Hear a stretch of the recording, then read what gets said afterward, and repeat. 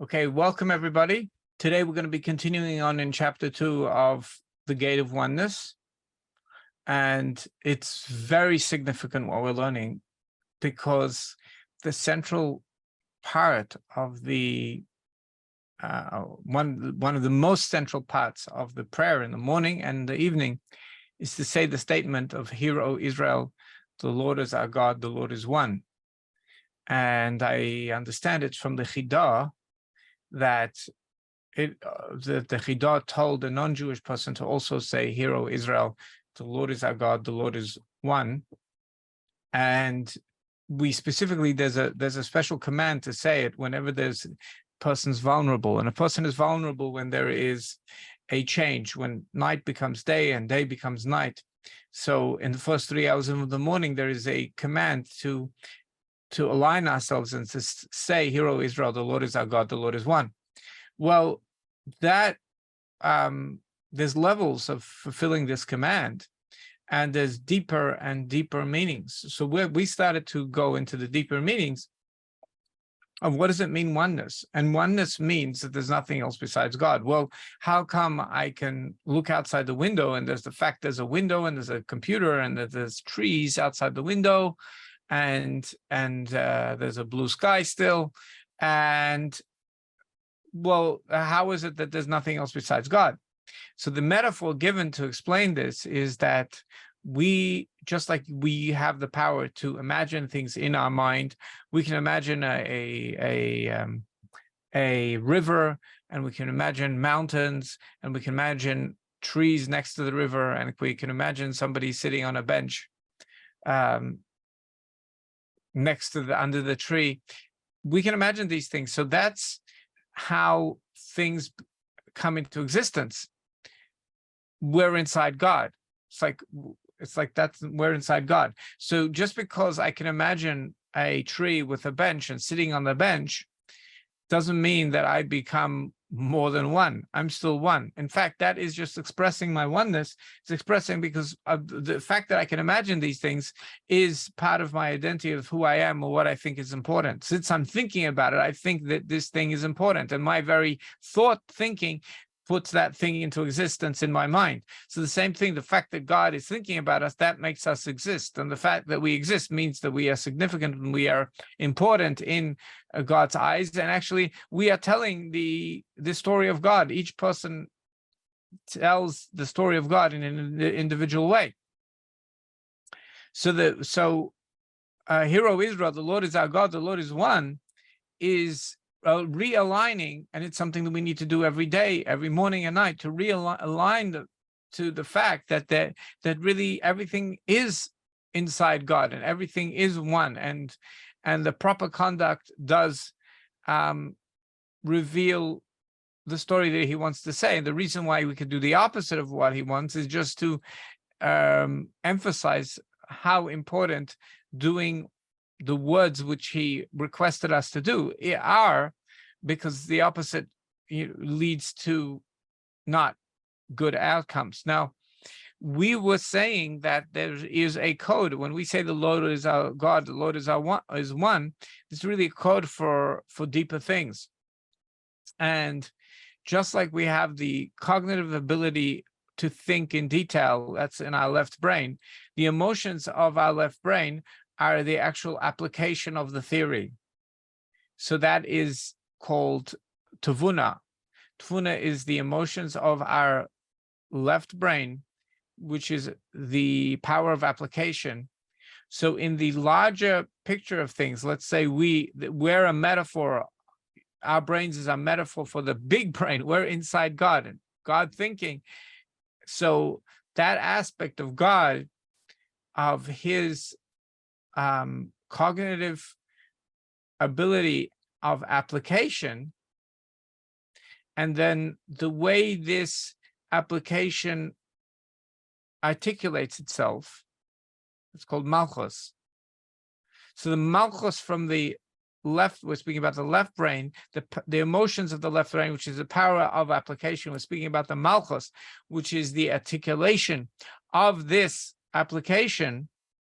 That is the last letter in the word echad means God is one. One is echad in Hebrew, and it's a big dalet. That's the last letter, represents the expression, the malchus, the expression of this cognitive ability of application, which then becomes God's conscious thoughts, which is embodied by the matriarch Leah, and God's conscious thought is already creation. So Hero Israel, the Lord is our God, the Lord is one, is pre-creation, and that at that level, creation hasn't happened yet.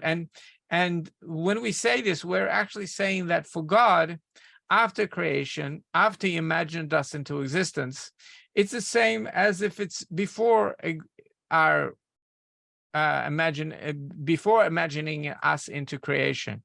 In other words, He thinks we're significant, but for Him, it's not a change to His oneness. Even after He imagines us into existence, for Him, His oneness is as if it's like it's pre-imagination, and that's what Hero Israel, the Lord is our God, the Lord is one, is telling us. So if you think about the application of the significance of that, means that our situation could change immediately, just like we could imagine something differently for our storyline in our mind, in our imagination.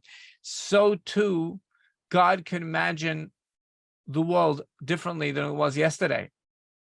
And so that is why it's in the prayers, because when we pray the standing up prayer called Amidah, is if we properly commit ourselves to our mission, when we say, Hero Israel, the Lord is our God, the Lord is one, then our requests afterwards will be answered, because we realize that we're really not asking for ourselves, we're asking for His mission. It's like a wife telling her husband, this is not for me, this is for your kids, it's your family, I need these things for your family. So what is he going to do? He's going to say no. So therefore, if we present our request based on Hero Israel, the Lord is our God, the Lord is one, now we need these things from you, God, in order to help live a life of oneness, to fulfill your vision and mission and the story which you want me to tell. I need these things. I need you to help me with this. I need good health. I need my children to go in the right direction. I need to be able to influence them the correct way. I need to be balanced myself. I need to be healthy in all ways. All these requests are much easier for them to be granted because we've prefaced those requests with requests with the proper preface, which is this commitment of Hero Israel, the Lord is our God, the Lord is one. Now, what I'm going to do is I'm going to read a little bit more inside, because that's what we do. We always want to connect with the text. And I'm going to share the screen, and I hope on your screen it's going to be understood. Now, one of the things that we do, one of the fascinating things that we do in Shar HaYichud, is that we analyze the build of the Hebrew words. In other words, this terminology that we need that's going to be very useful for us. So he now analyzes the way the word tavuna, which is application, is set up, which that shows, that hints to the way tavuna functions. So he says, "V'zeu shenikra tavuna ben obas." This is why tavuna has in its spelling the Hebrew letters that mean, or is called, son and daughter, because son and daughter represents an emotion of love, because that's a dominant male emotion, and bas is the dominant emotion, is strictness, a daughter, a woman. So and tavuna is application. In other words, it's a movement of. So with fear, with love and fear. With fear is we're moving away from a danger, and with a love we're moving towards a passion. So a man is more like moving towards a passion, and the dominant emotion of a woman is to be risk averse, and that's to do with their you function in life. That a woman is brings up small children. She gives birth and brings up small children, and for small children you need to protect them from damage, because they're not aware of the risks, that choking risks and sharp objects and falling. They're not aware of these risks. So the Hashem made it that a woman, as a natural character trait, is to be risk adverse, which is the idea of fear. Whereas a man's job in life is to make sure when his wife is having the babies, he's going to make sure that everybody has clothes, food, clothes, and a roof over their head. So for that, he needs to go out, and he needs to be less risk adverse, but he has to be more courageous, and so he has to go towards a passion, and therefore that's a dominant emotion of a boy. So now Tavuna, we're saying, is the application of theory.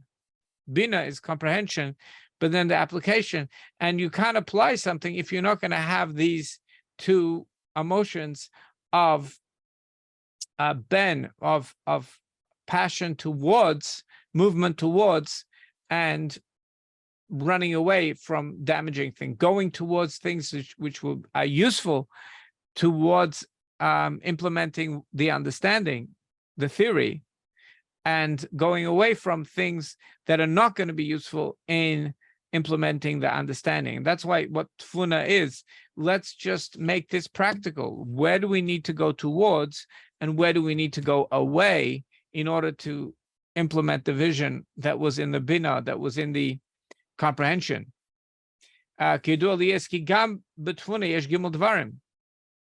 Even application, there are three things. We know that in comprehension there are three parts.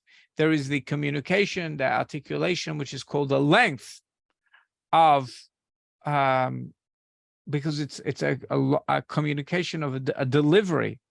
And there is the width, which is the details and the nuances. And there is the oimek, which is the core concept from which the nuances come from, and the novelties and the inventions and the applications. And the oimek also is the inspiration for communication as well. There is a certain idea that I want to communicate, and I can write it and I communicate that in very different ways. So in Tfuna, in application, in the world of the practical, there's also the depth. There is also how we're going to communicate, the oirach, the length. And there is also the reichav, the details, the nuances. And he says, the depth of application is the core application of this specific subject, this understanding. When a person absorbs it, there's a certain attitude of like, let's make this practical.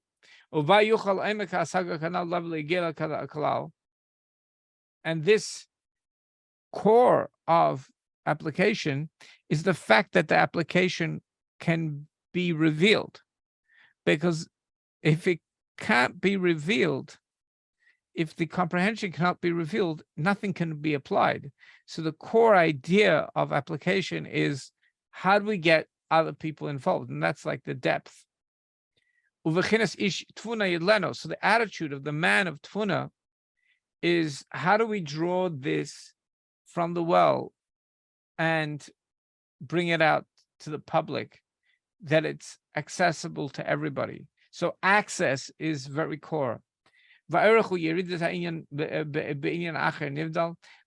length is the communication, but we're able to communicate in a different world. Like imagine you communicating to kindergarteners, right? The ability of Orach is to apply this seemingly theoretical idea, make it practical to the point where a kindergartner or a preschool child, a a primary school child can understand and apply it in their world.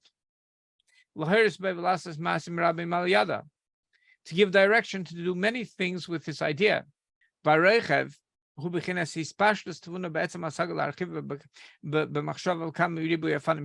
the width of Tvuna of application? Is to widen this core idea and see it in very number of ways. Have a long discussion about it. And I think that's the difference between what a professor does in university. He really presents an idea in many different ways to the students, so they should actually be, to get to education, to be competent in this core idea. Whereas a primary school teacher or the media people are like dumbing things down that the uneducated public will be able to understand it. But that is a skill.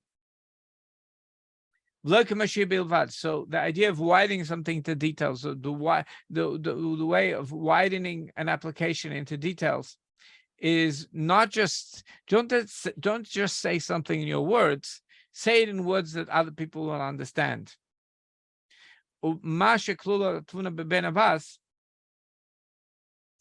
And this that we said, that the letters of Tvuna, in it you have the BN and the BT, Ben and Bas, are in the word Tvuna.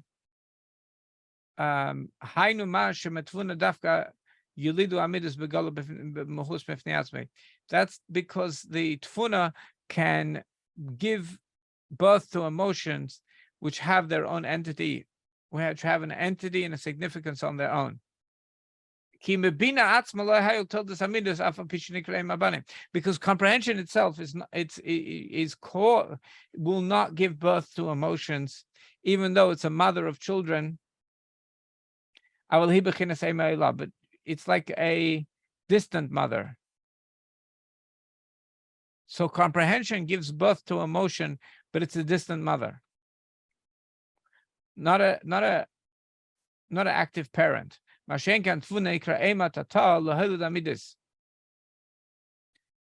not the case.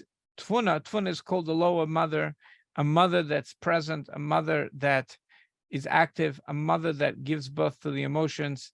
And the emotions are a son and a daughter, which is love, which is going towards what is good, vayira, and risk adverse, running away, fear from what is a bad.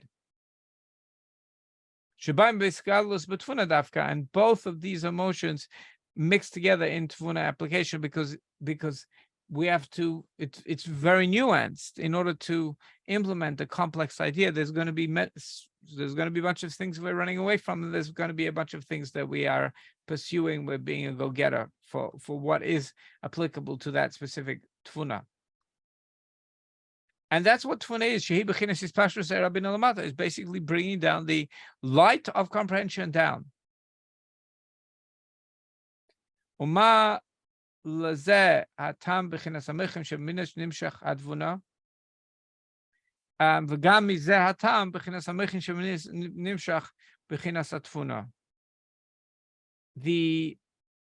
the very interesting thing.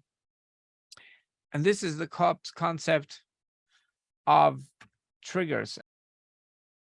So this is something really interesting, that emotions get a life on their own, and what in hypnosis is called, or NLP is called, a trigger. And what a trigger is basically a short, like if you know computer code, it's a short little code telling the body when to trigger this hormone. And the hormone makes a person move in a certain direction, either towards or away from something. And the hormones need to be able to be, for a person to be effective in this world, the hormones need to be able to be triggered rapidly. So therefore, the trigger, the code that the internal code that a person has to let the body know that they need to um, they need to do something is a short code. This is the flight or fight, but there's not only flight or fight. That's only the. That's really good to call this flight and fight, but that's only the bas aspect, the daughter aspect, the what a mother does, that she's risk adverse from to protect her kids, or flight or fight or freeze. This is all yira, fear. But there is the other aspect of a life is going towards passion, going towards something which is good. On the basic ingredients of life, it's food. So, but then if a person's a little more mature, well, it's food, it's shelter, it's connection to people, it's a person's more mature, helping other people, kindness. So these are all good things. So this fight or flight, and even the passion towards something, has to be rapid, because if there is a legitimate threat that is imminent, like a tiger, the body cannot wait to do an analysis of the behavior of a tiger before the reaction happens. The reaction needs to be momentary, needs to be really fast. So the code, internal code triggering the emotion to move and do something, has to be rapid. So therefore the code has to be short. And that's what we call meichin shemamidis, the brains of the emotions. The brains of the emotions are short because they have to be deployed rapidly. And that's what tfuna creates. So it's sort of like, if you're going to take comprehension, it's long, it's detailed, it's nuanced, especially the reichav. And there's a core concept which is difficult to articulate, and you have to be creative to find the metaphor to deliver the concept. All this is not practical, because when we need emotion, the code has to be short. So you basically have to summarize everything into a short code that hopefully be appropriate, will trigger their emotions appropriately. So this is now a life skill, which is very useful, is that sometimes what you understand, you cannot bring to your heart, because the code, what you understand, is too long for your heart to be able to process. So when you speak to your heart, make it short. It has to be short and direct, and your heart will listen if you really mean it, and if you've said it enough times to yourself. So it's your job to make the moichin shemamidis. So now create the program, write the code. It needs to be one line of code. It needs to be verbal, clear communication from your mind to your heart. Say it, and your heart will respond. Will start creating the appropriate emotion that you will actually move. So comprehension is very important, but this stage of tfuna is fundamental in order to become practical and to apply something. So this is a lot to think about, and I'm going to just check if there's any more comments. We spoke about, yes, flight or freeze. That is what the moichin, the intellect of tfuna, does to be able to give birth to the emotion. If you want to retrain yourself to have more intelligent emotional reactions, that requires training. It requires an understanding. Then you need to articulate it to yourself of what you need to do.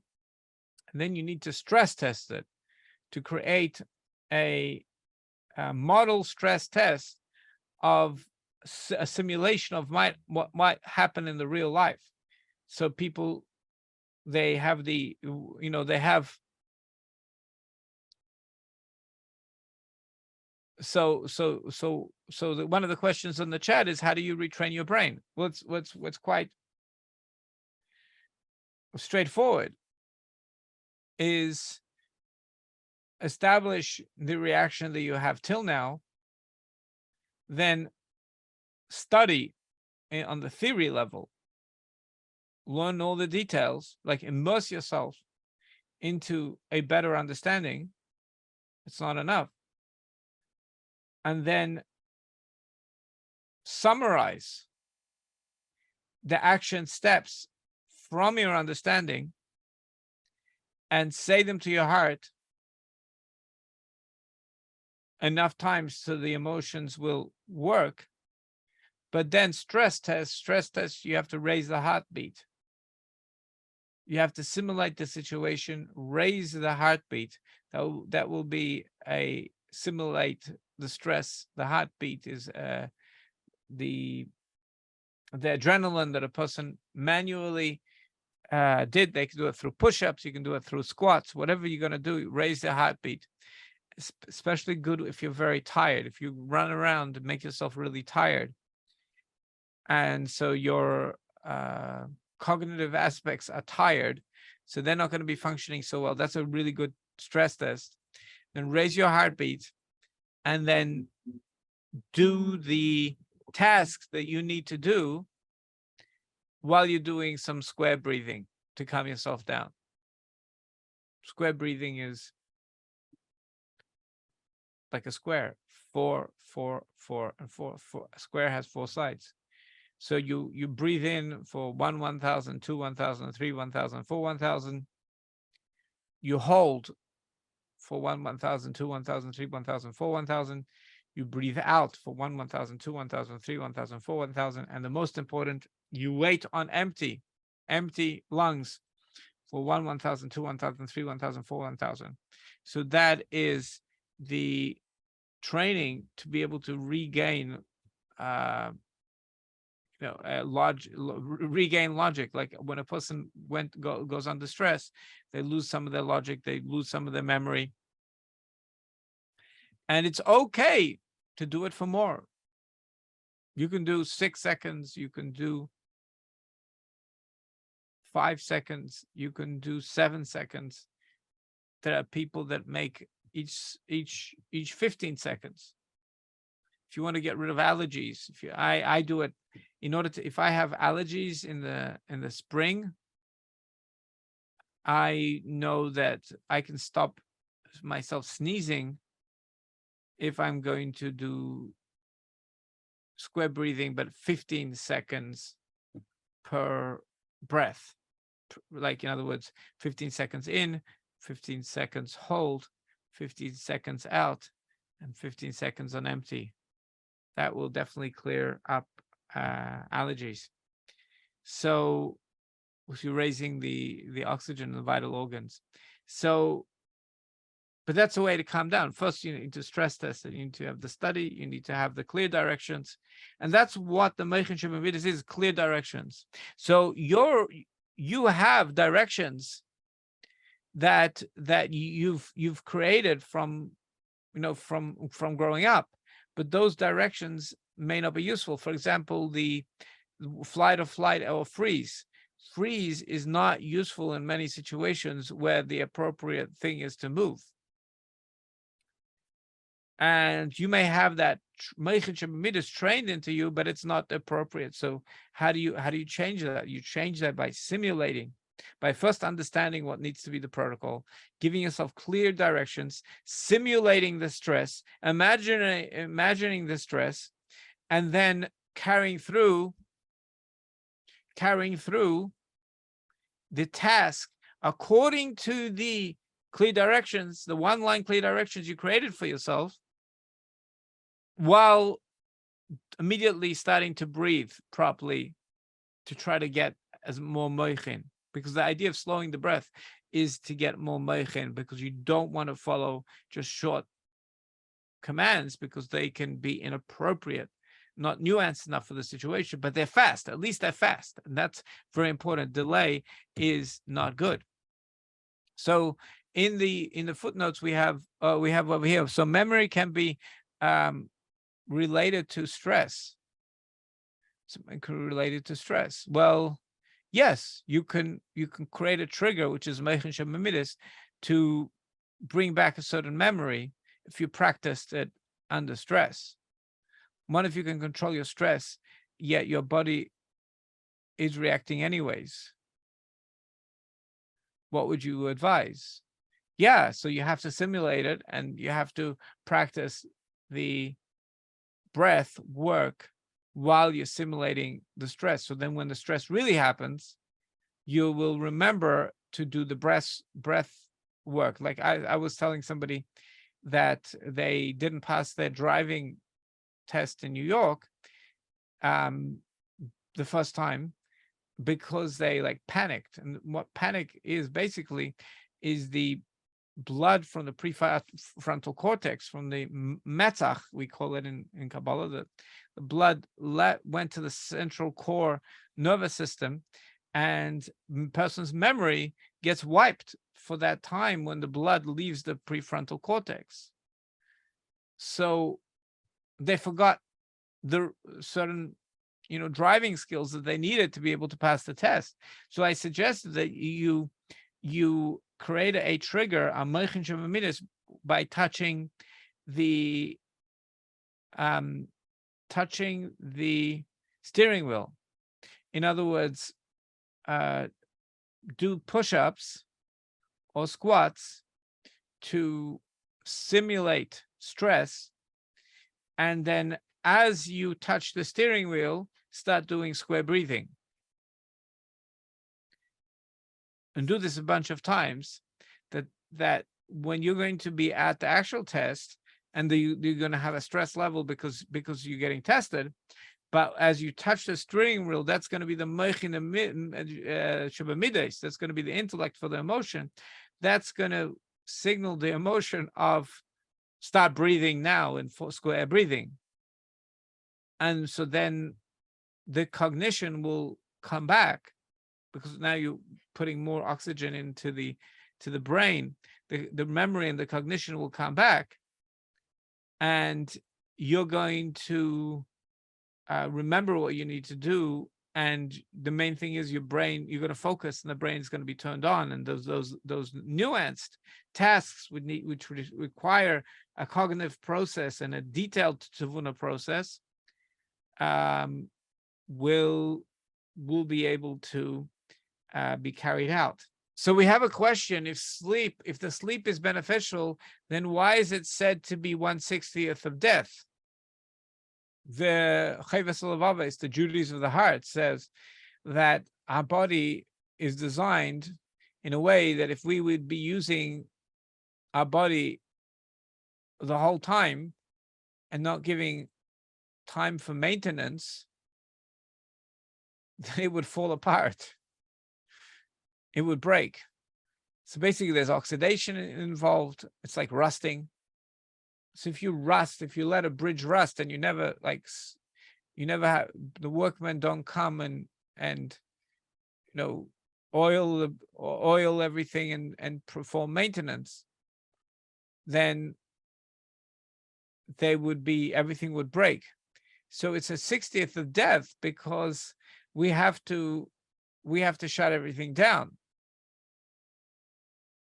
We have to shut things down, and the internal abilities, the ability of conscious, organized thought, the ability to move, the ability to speak, it's the ability to move, the ability to sleep.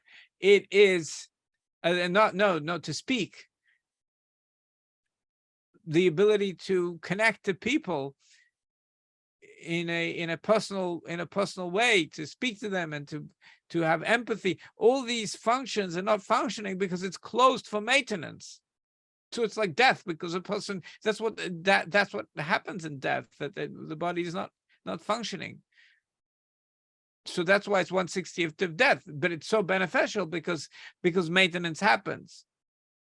The body is especially the brain, which needs the most maintenance, which that's why the cells shrink to a third, and the subdural fluid cleans them out from the debris of the day and on a spiritual level.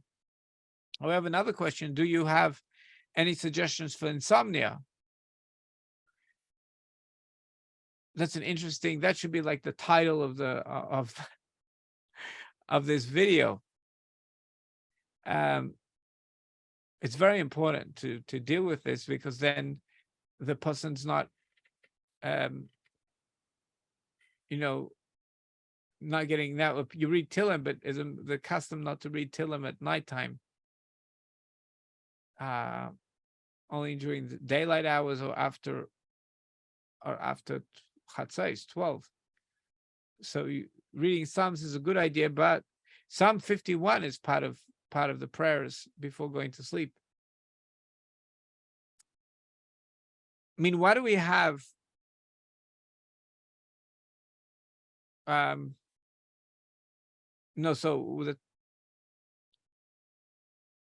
usually after dark we read the Torah, different Torah, not the written Torah. Tanya we could read after dark till midnight. Till midnight we don't read the written Torah. So let's go back to insomnia. So, but chapter 51 is part of the prayers of before in a siddur, we have chapter 51. Why do we say a vidui? A vidui is I don't know what the English word for vidui is.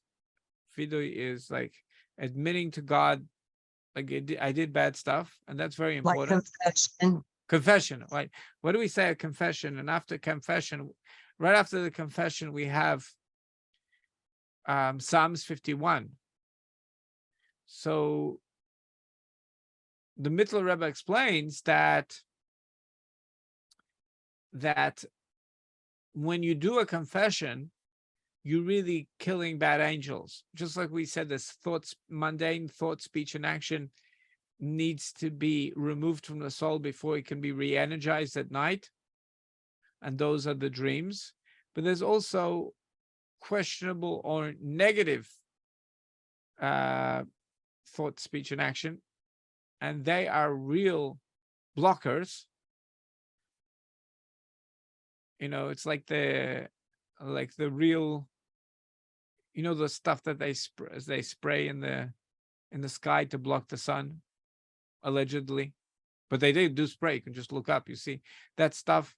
So just to block the sun. So these are real blockers. They like really block the sun. So they are basically they're actually angels. Like, you create angels every time a person thinks, speech, or does. They create an angel. The angel is made out of the element of fire, so it's some sort of plasma, and it has a spirit. So that plasma is blocking the soul.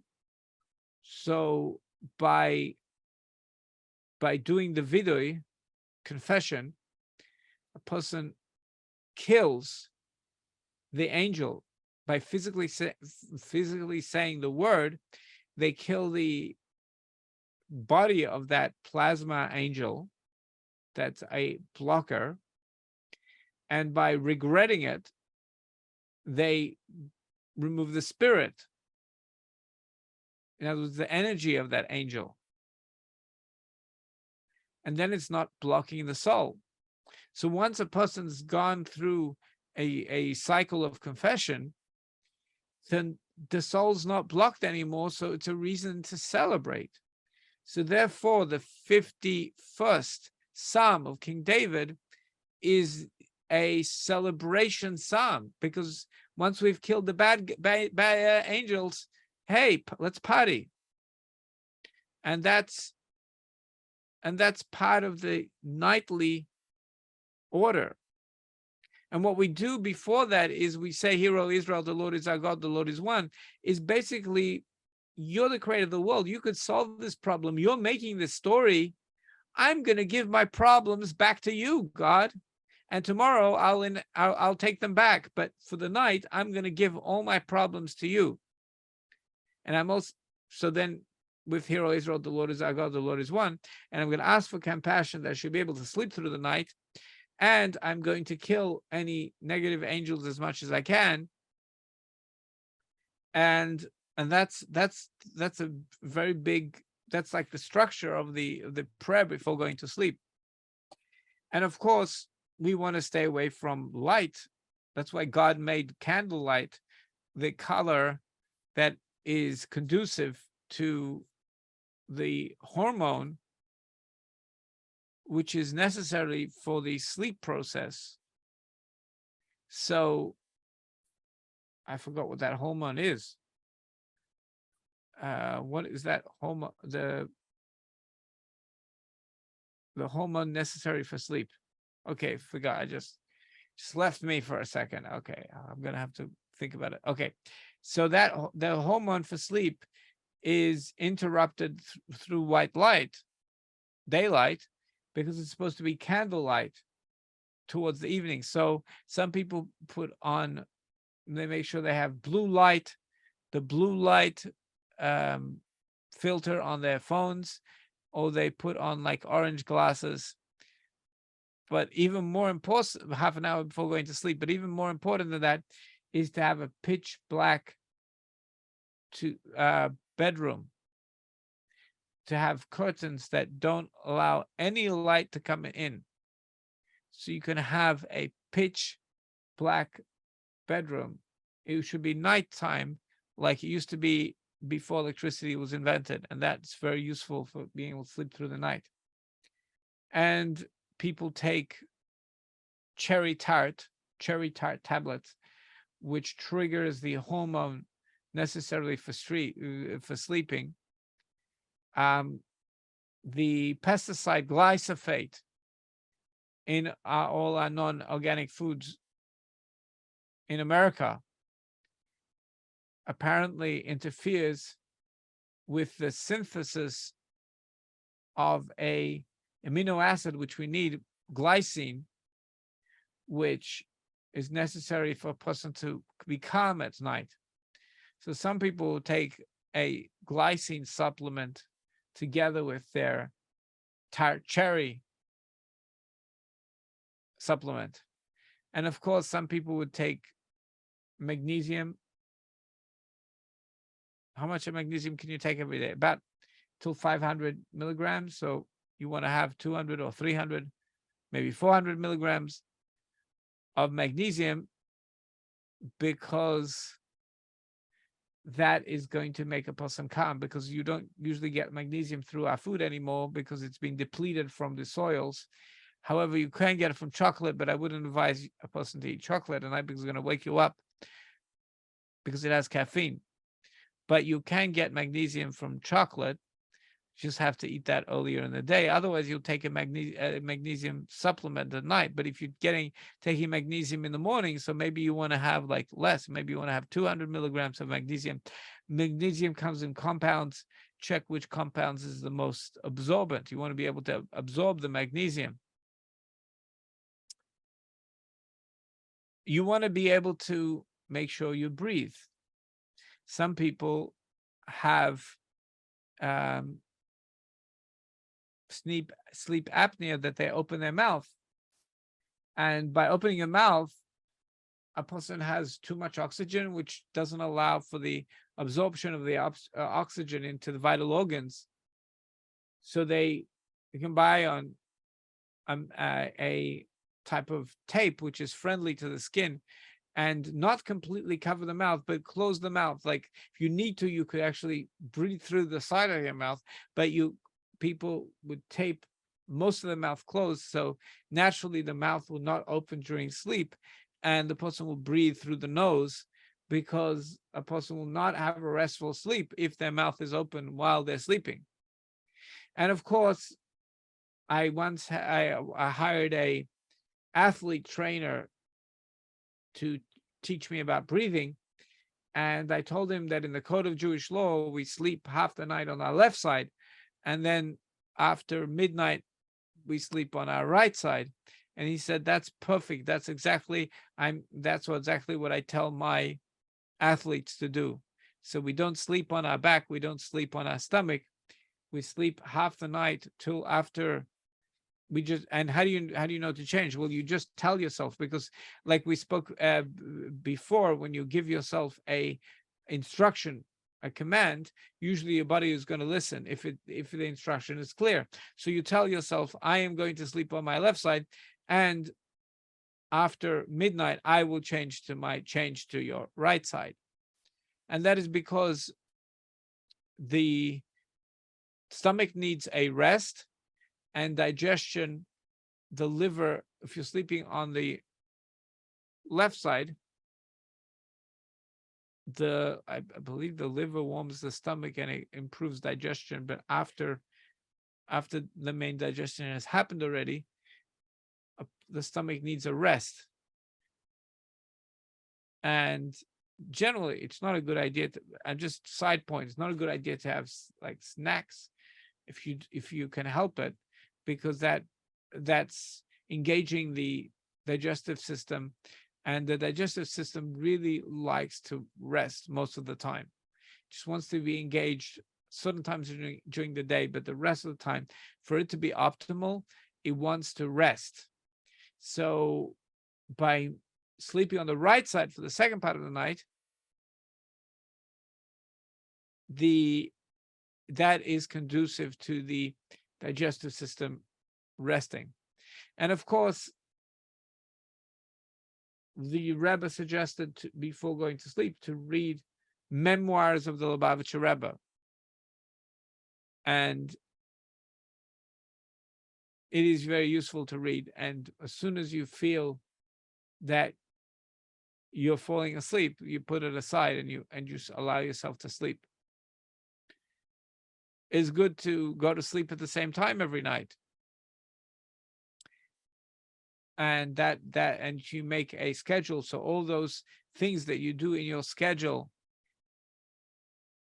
in your routine, are going to be triggers of the hormones necessary to be able to calm down and sleep.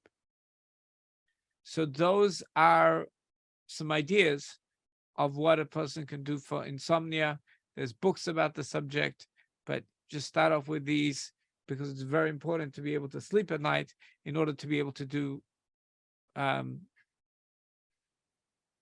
your day, to be able to be rejuvenated in the day, to be able to say Modiani, to appreciate that your soul is rejuvenated or returned back to you. So this is fascinating, and this is very useful, and we'll continue again.